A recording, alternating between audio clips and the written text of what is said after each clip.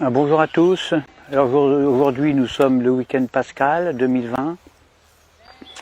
Vous voyez, c'est le printemps, là il y a des cerisiers qui sont en fleurs, les pissenlits, c'est super beau, il y a du jaune. Le jaune c'est super. Alors je me présente d'abord, je suis berger.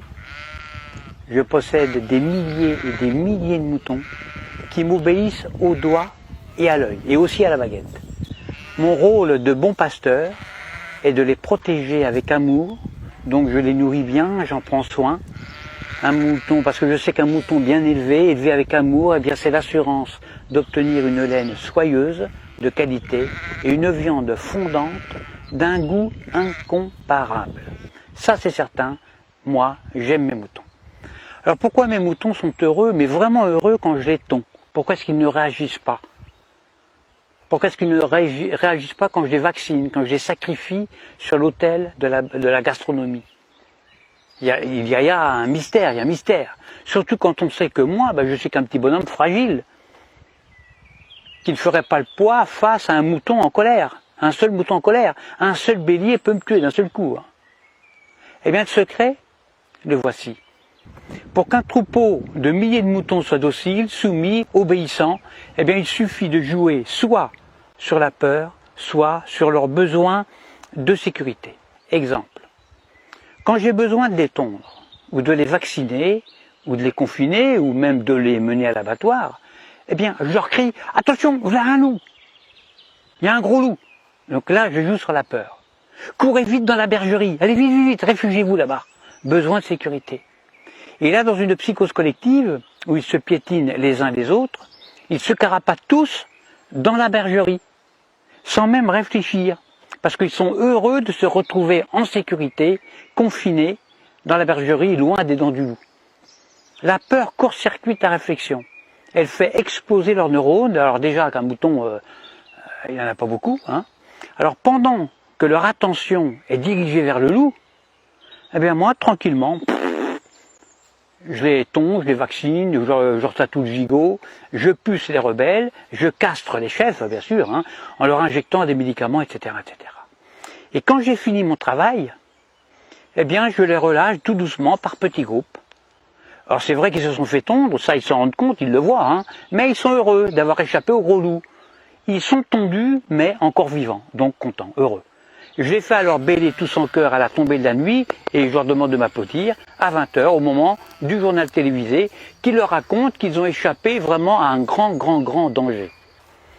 Alors bien sûr, sur le nombre, il y a toujours quelques rebelles, des moutons noirs, qui sont des moutons plus intelligents que les autres, qui comprennent, ils ont pigé mon stratagème.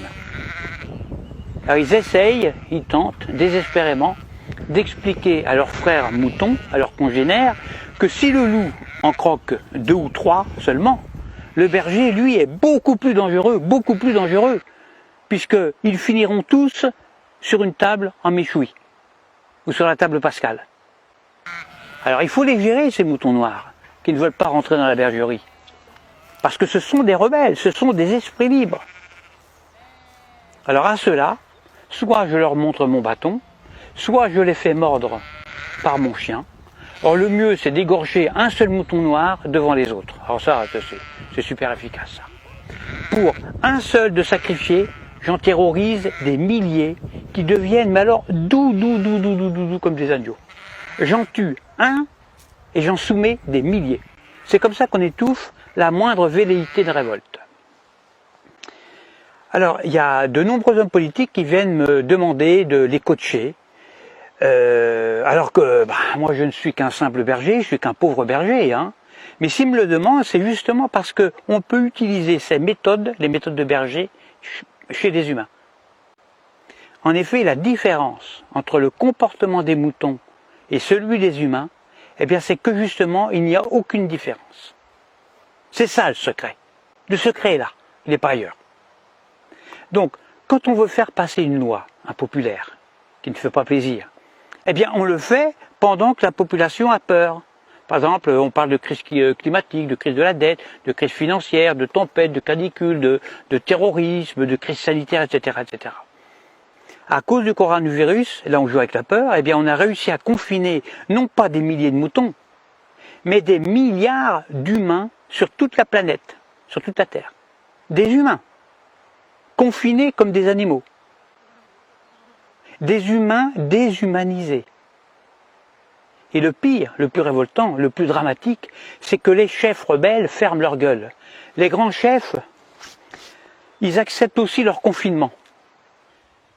Alors la seule solution pour s'évader de ce piège machiavélique serait un réveil collectif. Alors moi personnellement, je ne perds plus mon temps à essayer d'éclairer les blaireaux.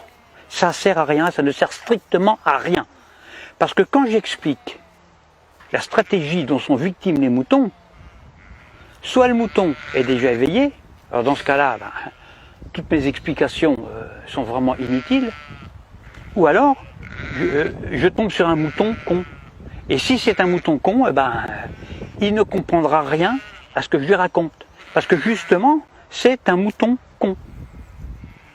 Alors il faut faire attention parce que le mouton con, lui, il n'est pas fautif. Il est con, c'est tout, c'est pas sa faute. Alors à bientôt pour une prochaine vidéo.